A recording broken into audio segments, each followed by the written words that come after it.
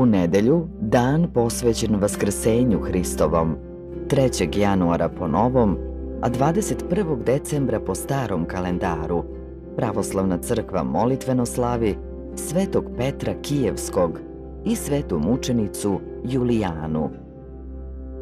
Likuj svetlo, najslavniji grade, Moskvo, imajući u sebi arhijereja Petra, kao svanuće sunca, koji svu Rusiju čudesima ozaruje, jer on nemoći leči i slabosti, kao tamu, progoni od onih koji mu vapiju. Raduj se, jerarše Boga Višnjega, koji s tobom sve ovo pastvi tvojoj čini. Sveti Petar rođen je u jugozapadnoj Rusiji u drugoj polovini 13. veka od blagočestivih roditelja Teodora i Evpraksije. Još pre rođenja, Gospod je u snu otkrio Evpraksiji blagodatnu izabranost njenog sina. Petar je u 7. godini dat na učenje svetih knjiga i pravila hrišćanskog života.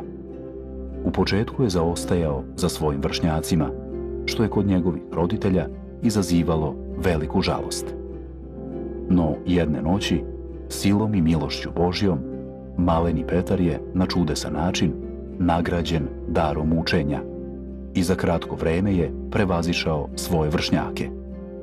Sa 20 godina, Petar je otišao u manastir u blizini rodnog mesta gde se zamonašio. Kao mladić je rukopoložen za sveštenika.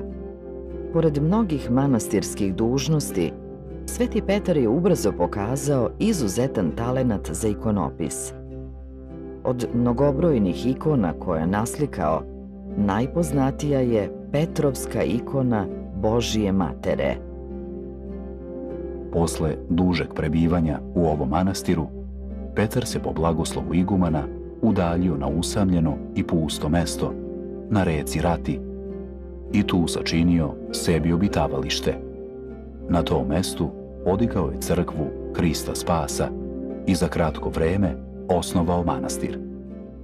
Jednom je mitropolit Kijevski Maksim, obilazeći i duhovno izgrađujući rusku zemlju, susreo Svetog Petra, koji mu je poklonio ikonu Presvete Bogorodice.